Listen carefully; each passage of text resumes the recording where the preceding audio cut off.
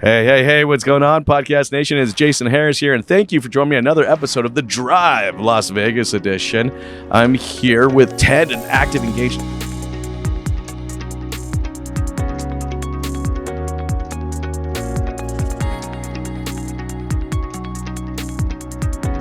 Ted, thanks so much, man. No, I really appreciate it. To come jam Thanks with for having me. me. This is so much fun. We got a chance to, I know this is going to be a fun conversation for you guys to listen to because we got a chance to jam a little bit before we started recording. And this is going to be a fun one. But hey, man, we're here in Vegas. We're here. It's Vegas. It's happening. Right? This is it. You know, sensory overload. Like, just, there's so much everywhere. If you've been coming enough, Yes. then there's a certain amount of that you expect. You do. know, You want it get to happen. slightly used You just to got to it. give into it, and that's it. Well, Ted, I love kicking off these podcasts with a little origin story. A, because I'm always fascinated, Okay. right? I don't believe anybody just wakes up one day and goes, yeah, I'm going to go spend the next 20 some odd years of my life in the automotive industry. So, like, how did you get started in this crazy little world we call the automotive industry? Well, it's. We were talking about this briefly a minute ago, and it is absolutely one of the three things that you mentioned. It was just a total fluke, sort of. I had been doing some other things. I was out of college, and I was trying to figuring out what I wanted to do. And I had worked as a developer. I had worked for a bank for a period of time. I had done some commercial real estate. And I ended up starting this company with a guy that I had put into his space for commercial real estate that washed cars on dealership lot. And so what we ended up doing was I made a deal with him. I said, if someone doesn't buy it, then let me know. I'm going to load like one of these big exterminator tanks in the back of a truck and fill it with purified water, which is one of the things that this did. And then I'm just going to drive it around, and I'll just drive the truck around, and I'll wash cars at multiple lots instead of you just selling it to the one. Yeah. And so I started washing cars, even though I had just recently been working for a bank. And that sort of snowballed into leasing get ready guys back to the store and moving guys around, and I had a bunch of trucks, and I love it. It was just this really bizarre thing that kind of came out of nothing like that. And then I ended up getting kind of picked up by Autonation. And from there, that was sort of where I kind of left the dealer side of the business. I was a dealer. And that's when you kind of cross over to the vendor side. And that's when right? so you came over to the dark side. That's it. I think that's right. That sounds right. Look, I got to work with this amazing team at Autonation that happened to be like everybody on the team. They were so smart, and they just knew so much. I mean, you could just learn just by walking in the door. And they had this thing where they were trying to sell cars over the internet, and I had operational experience and I had development experience, so I was kind of like a middle person. Yeah, you were like a Swiss Army knife at this point. So that was good for me and for them. And it was super successful, and then we started to get like attention from outside. So that's when it kind of started. You got bit by the bug when it comes to kind of the internet side of it, the digital side of it, and the communication portion of it. That makes sense. And so that became a very big deal, and I started looking at other things in consulting, and then I started finding niches. The first company was you're just a problem solver. I think that's so what we all are. then I agree 100%. I mean, I look at it the exact same way. It's just like, and I am one of the first ones that will. I can fix that. Here, watch this. Doesn't always work for me, anyways. But you learn. But I learned. So what was that aha moment then with ActivEngage? What was the problem that you saw, and you're like, hey, there's a way this could be solved? What we were looking at that time was we knew that everything was starting to evolve. You were starting CRMs now were becoming more commonplace. Email was becoming more commonplace. Customers were accepting of that vehicle to be able to interact and stuff. And there was a lot more digital presence, and websites were now proliferated pretty significantly across dealerships. And there just wasn't, they were getting online, and there wasn't a way to communicate through that medium. So you could get online and you could send an email, which may or may not get responded to in a day, let alone. I was gonna say never in a timely manner. Right. And the other thing that you could do was you could call. So you could just pull a number off the website and call, but you could do that. That didn't really feel very digital, and it also made you change mediums because you were getting off the computer, right? So we kind of looked at it and said, what I think we need to do is train both the customers and the dealers to communicate through this internet service. And have these conversations. Especially at that time. I mean, it was just, it was all of a sudden people are starting to grasp the concept that, hey, I have my physical lot, and then there's this digital lot. Right. And I'm getting more people visiting this lot than that lot. How do I, it's not that I can just go outside and shake their hands and say hello, right? Right. Well, I mean, it was the difference between having a billboard and having someone that you could come up to and shake your hand and ask a question. Yeah. And so that was really how we looked at it. We were saying, websites are great, and they're great to engage, and they're great to get reference information. And certainly someone can submit something to you and you'll get it. But what if you could make it walk and talk and actually interact with the customer? Mm-hmm. And so that's what we wanted to try to do. And so our initial look at this was, let's just help the customer. They don't know what they're doing. And all this stuff is fairly new. And we want to kind of help them through the process. And we can talk them through this. And, I had been training a lot of people how to handle phone calls, how to handle the kind of communication you would have through emails and things. And it's different, right? Everything is different. All that communication, depending on the medium, you're going to act or interact in a different way. Yep. And so we're like, this is a new way, and this is a new thing. So it's not just that you can pick it up and go, oh, anybody can do this. Mm-hmm. There's a way to do it, on top of the fact that you need the technology there to be able to do it. Well, I remember the first time I saw kind of this live chat function. It actually wasn't on a dealership site. Mm-hmm. It was 2009. It was, I don't even remember the site, but it was an entirely different vertical. But I was like, whoa, hold on. I can click a button and someone's going to... talk to, we're gonna have a conversation, and I don't even remember the site, but I actually do remember clicking the button and just seeing if it was a real thing, right? And I was just like, and you know what, the funny thing is, at that time I was a general sales manager, right? I was a general sales manager. I think the following year I'd become a GM at that point, and but I'm like, you know what, I gotta do this, and this was, you didn't have support. It was it was something that you could set up. It was a piece of script that you could put on your website, right? But then you had to be there. Yeah. Like, if something came in, and in fact, I even remember it actually rang like an old dial phone, and it was in my office, and people were getting so annoyed by it because it was constantly going off, But it was just it was just this. I mean, I was just blown away. It was just this amazing experience, right? It's just somebody's out there on my digital lot.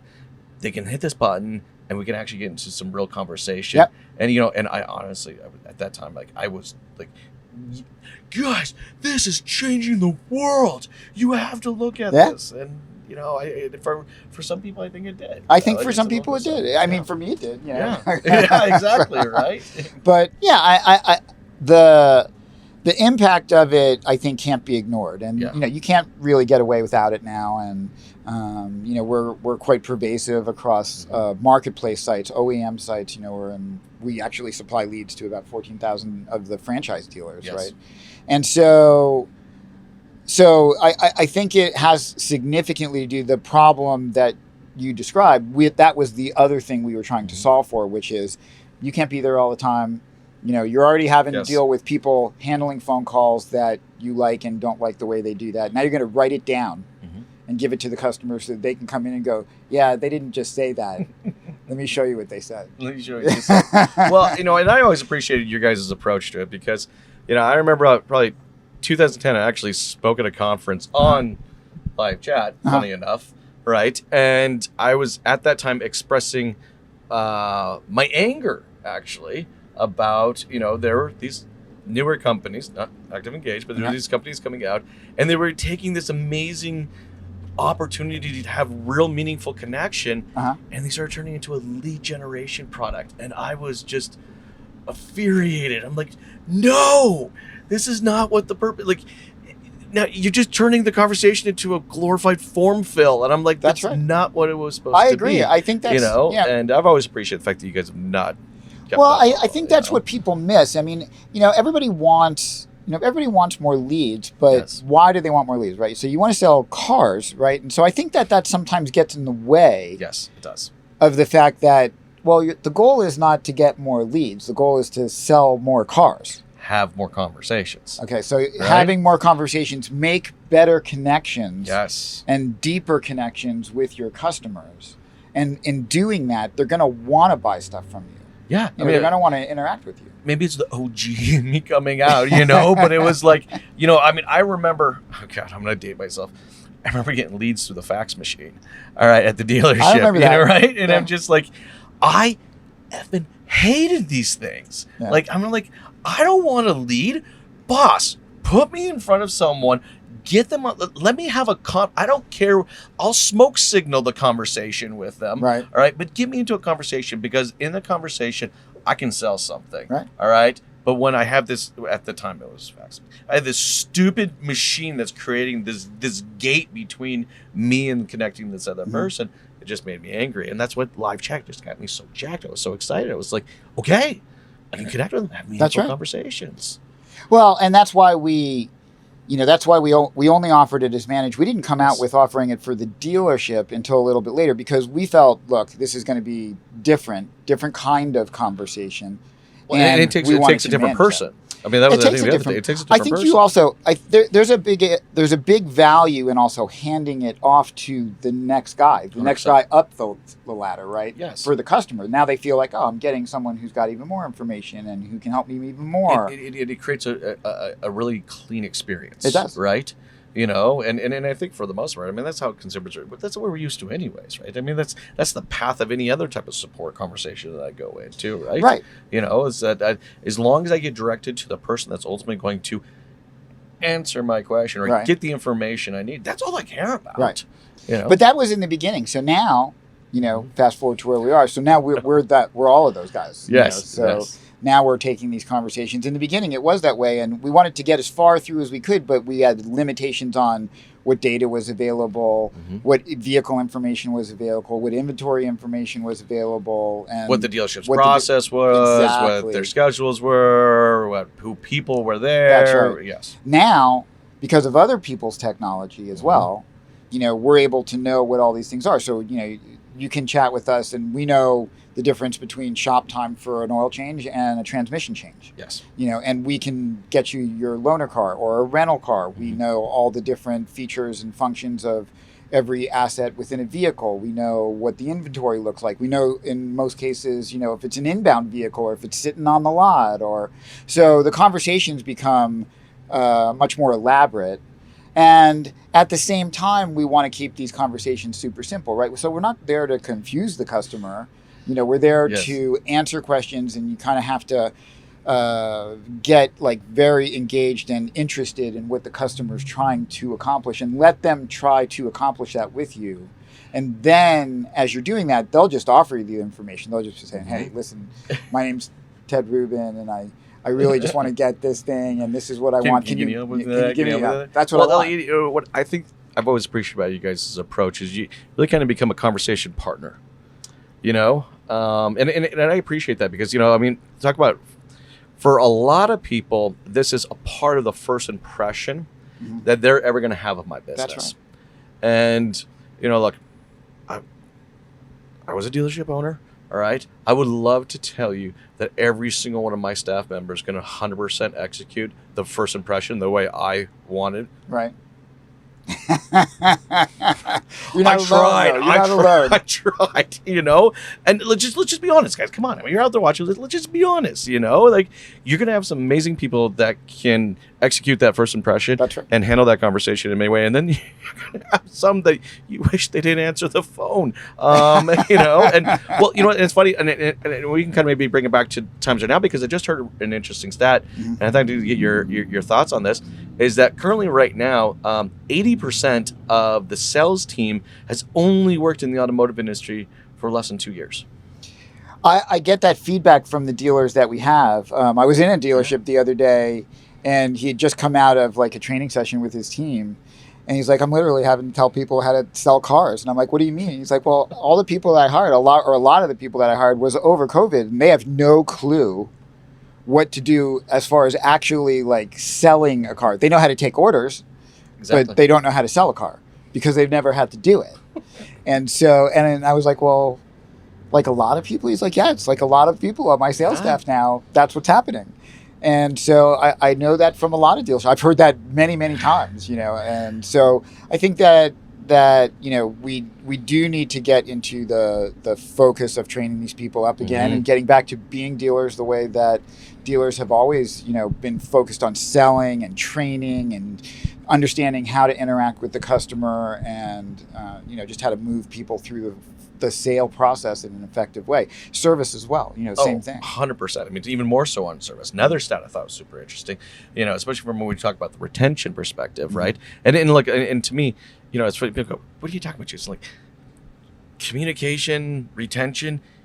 It all boils down to the overall customer experience. That's it. And it's never like, if there's a big problem in our dealership, we're usually really quick to figure it. If the ceiling's leaking and there's a weird brown spot up there, right. It's like, okay, that needs to be dealt with, like immediately, But it's never a big thing that either makes or breaks the experience. It's always these series of very little things, right?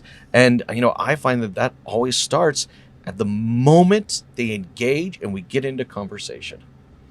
Yeah, there's absolutely no doubt about that. And I think it's important what you just pointed out, right? Is that the conversation and the interaction with the customer is 100% what drives the sale. Yes. And when you treat it superficially, then you're going to get a very superficial response from the customer, and they're going to look at other dealers, and they're not going to interact with you the way that you want. I spent all this time with this person, and I don't know. It's because you didn't really dive into what they want. You didn't really treat them, with respect and with interest in the way that where you were communicating them. You were doing two other things at the same time. You were talking to two other people at the same time. You were not really querying, why they were doing things. Yes. And all those things make a customer feel important. Yep. And feel like they're listened to and that they're heard. And that's why I think there are other products out there that do this, that you can get Q&A or you can just get quick answers, but that's not building a relationship either. Well, and I also think you're missing one of the most important elements of like congratulations, you can have a conversation, but there's something that requires some talent, and that's because to show the intent to want to serve another person typically comes out in the form of body language, absolutely, tonality, and stuff like that, and you can express that over black and white text, but it requires a talent to do that. It absolutely does. It really does. It requires training. Yes. Oh, there you go. 100%. Okay. And it does require a certain amount of innate talent or innate personality type, to actually want to help people, right? And so you have to understand that what you're doing, and it has to be meaningful to you, that you are trying to help this customer. Yes. You're not trying to beat them to death to get the information out of them. You're trying to help them. Yeah, I'm not just trying to do a Q&A at this moment. It's like I am trying to actually show that I am here with the intent to serve you and what you're looking for. That's what it is. And I think that where things get lost is, I got what we talked about before. I got X amount of leads, or I was able to get that guy's information. Okay, but do you think they're going to come in though? Like, are they going to come in and buy? Did you create an environment for them where they're like, oh yeah, I want more of that? Or did you just get the information, and now if you try to contact them with that information, they're never going to take your phone call because you didn't handle it well? Exactly. And those are massive points of interest that I think that a lot of people, I think lots of people don't. But there are absolutely people who miss it, and they're like, well, I think anybody can do it, or I can just put Bob over there and he'll handle these kind of 100%. Conversations, or we can just have a reference sheet there, or we can just have a computer talk to him for whatever. Yeah, and I'm not against AI or anything like that. I think that actually, we use AI and we do other things, but when it's with the intent to enhance a people in a process, that's it. I am pretty open, and I apologize if you're one of the vendors out there. But I'm very, very open about AI is not, we're not replacing people. All right. I don't give a crap who says what out there. This is a people business. All right. We should be utilizing amazing pieces of technology like this to enhance our people, to make more efficient processes, never ever to replace. Yeah, it's an asset, and it can make you very effective, actually. Yes. But it can make you effective. I was talking to a friend of mine just earlier, and I was like, AI, I think, has gotten this weird, because you can talk to it, they're like, oh, it'll just have a conversation for you. And it's like, well, that's not really what it's for. And I'm like, it's going to be great. One of the places that that many have talked about that is going to be really significant is the medical industry and for diagnosis, because it can take in all this information and it can look at a lot of different information and kind of try to help you assess, what kind of disease or what needs to be done or what kind of surgery should take place. And if I was a doctor, then I would absolutely have a tool like this to help me assess that. I know that none of my patients would go, I don't want you, I want the AI to operate on me. That's not happening. No. And it's the same thing. I mean, you want to have a way to have assistance and to get, a much more effective, much faster way to deliver information. But if you think that the conversation through a chat is just to deliver information and not to have a conversation, build a relationship. It's the intention behind it. Yeah, it's the intention behind it. And I do look. There's some amazing, and you know who you are if you're watching and listening. All right, there are some amazing. I see one of them. You see one of them right there. He is in the corner. But no, you know who you are, right? You took an amazing piece of technology like ActivEngage and you used it with the intent to not only just enhance your team and the overall experience, but you use it with the intent to connect. All right. That's right. And then there are some of you out there that still use this as a lead generation tool. But lead generation was just a byproduct of this. It wasn't necessarily the intent behind it. Yeah, I agree. It is a byproduct of it. I think that it was a necessity because you had to build a value to the dealer that was tangible. You had to continue the conversation. Yeah. Right? Well, because the conversation kind of, not the case anymore. Yeah. We're going to get into this too because this is really my favorite topic, right? But the conversation kind of lived and died on that desktop. Right. And of course, yes. Now you got to drag that into your CRM and kind of continue the conversation there.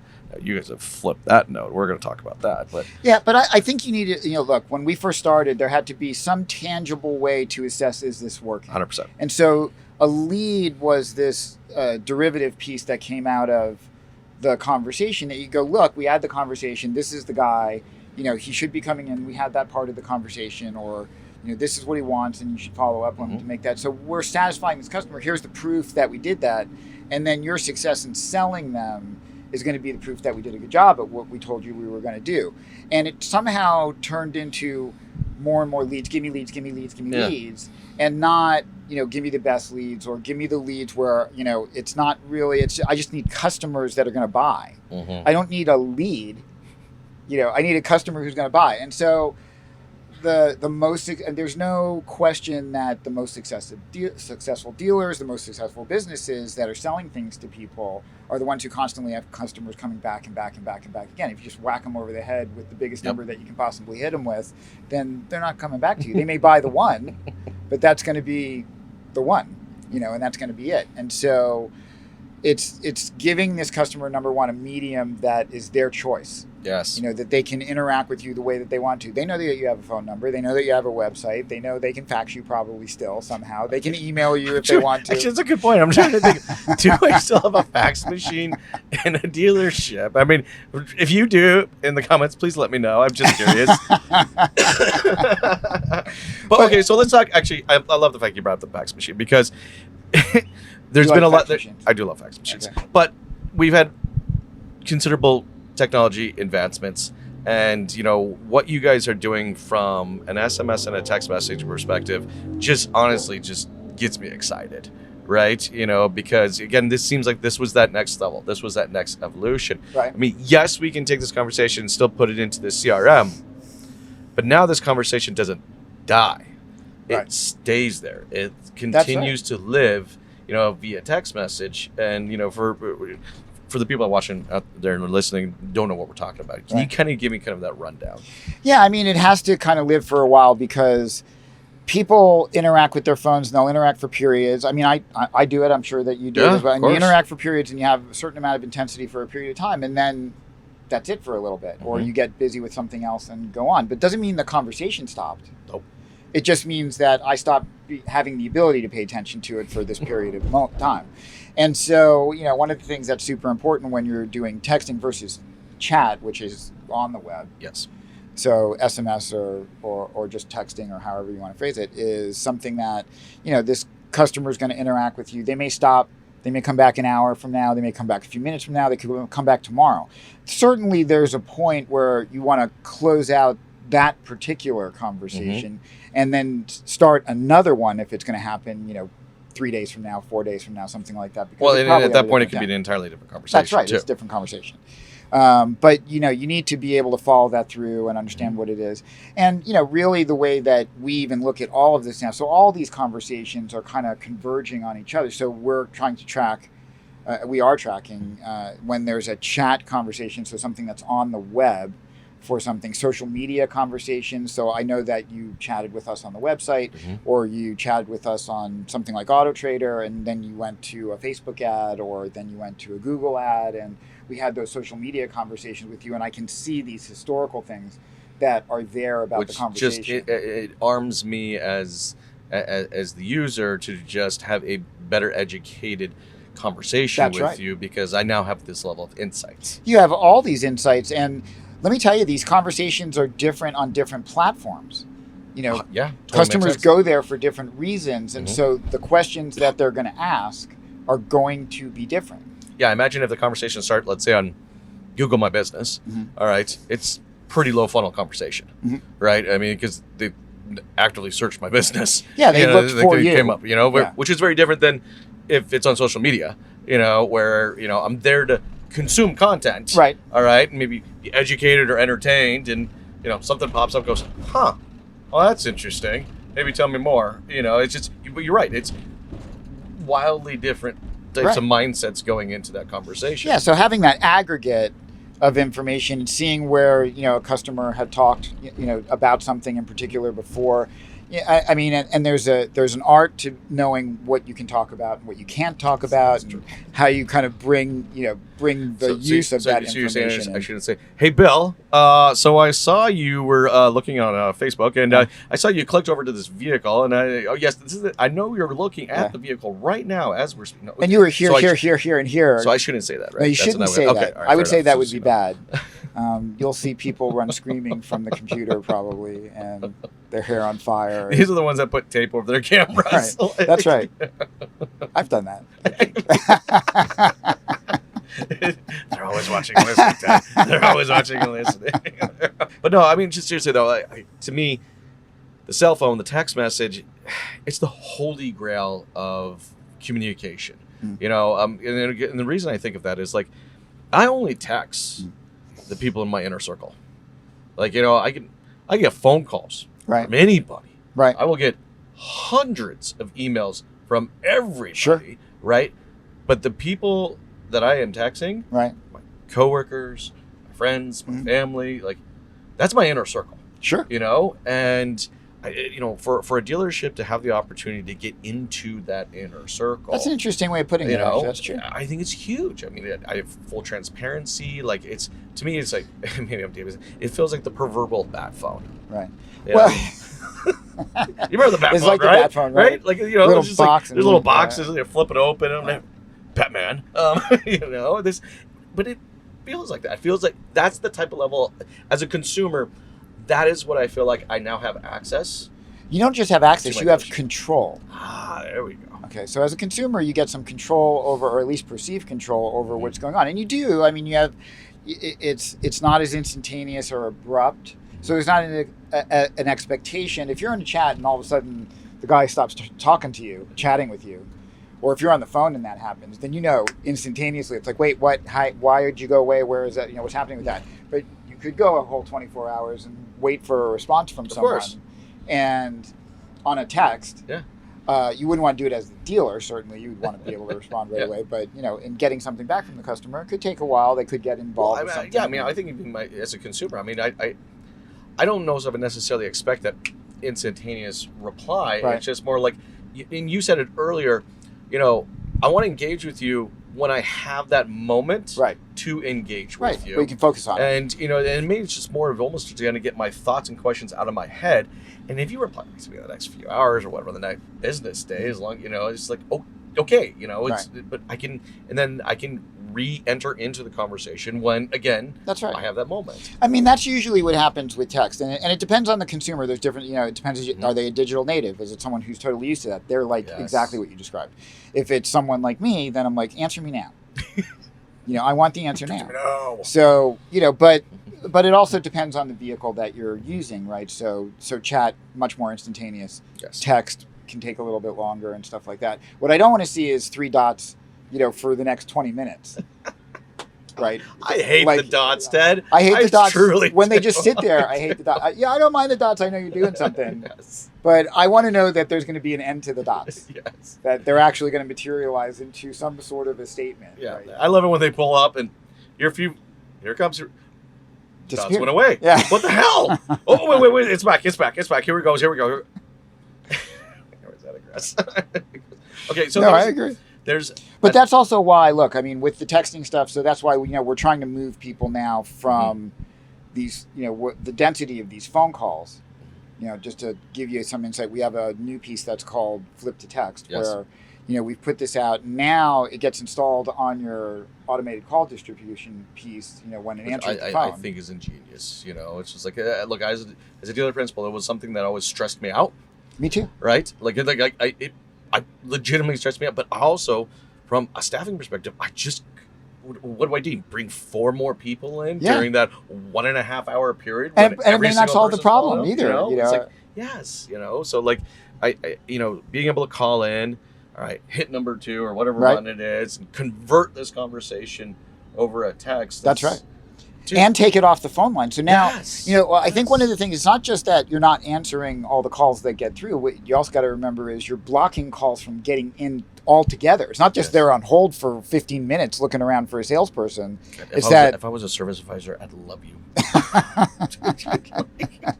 Well, I mean, but that's always absolutely. Especially on the fixed ops side. It's just like it's like.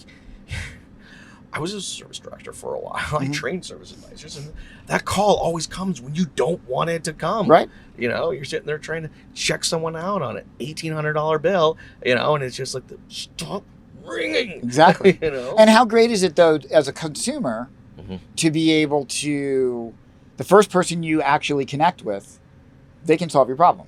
Yeah. Right? It's not going to be, you're not going to get transferred. You're not going to get moved around from one guy to the, oh, you should be with Bob, not with Cindy, and whatever.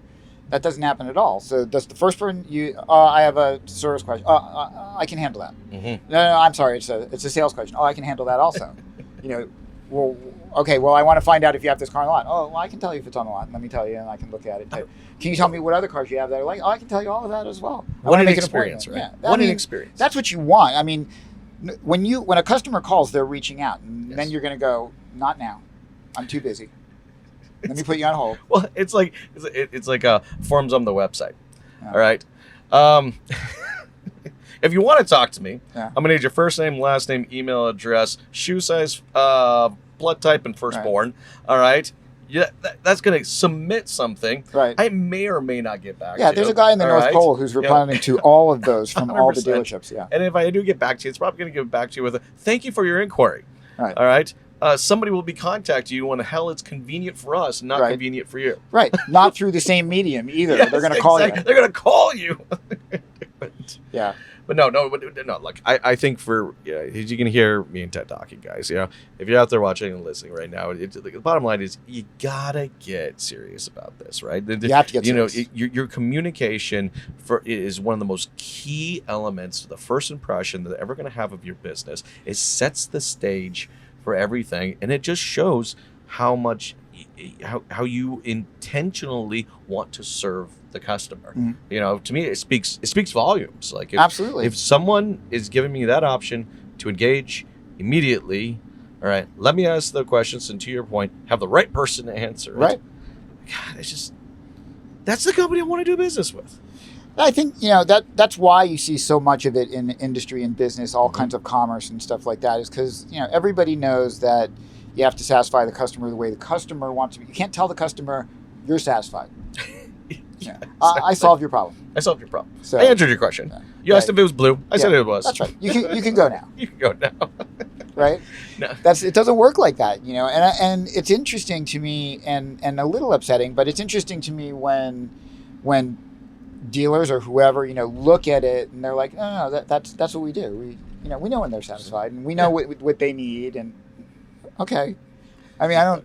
You're meeting the customer where the customer wants to be met. Right. Right. And anytime you do that, all right, you instantaneously create an experience that is just going to set people up above and beyond. Right. If you're going to force me to communicate with you in a way that's convenient for you, that's not the company I want to do business with, you know? And Yeah. it's just, you know, I even think this back to just when I just recently bought a house. Mhm. I will tell you right now, 98% of that conversation was done via text message.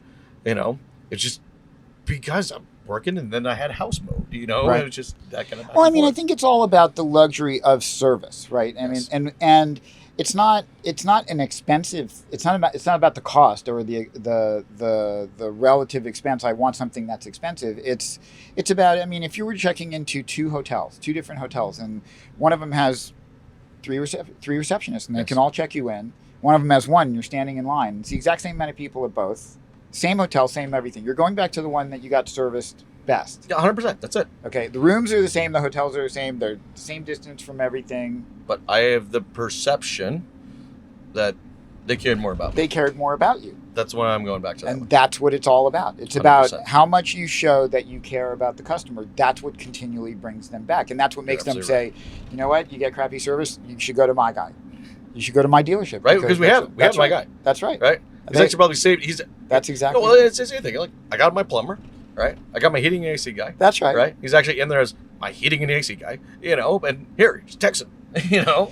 It's funny to me because we talk about this and as we're kind of joking around about it and everything like that. But I mean, that is the reality of the situation. People want to 100%. feel like I have a connection and that I've made a connection with someone and what they're doing for me is really good. So good that I want to recommend it. And then I want to get kind of the accolades for doing a good job for somebody else that's a friend of mine that Well, I 'cause- recommended them to this dealership. We want to, when we have great experiences, it's in our nature to want to share those That's right. experiences. We were just talking about sushi restaurants that we really like. Yeah. It's just like, you have that great experience. You want that other person to go have that great experience. That's exactly too. right.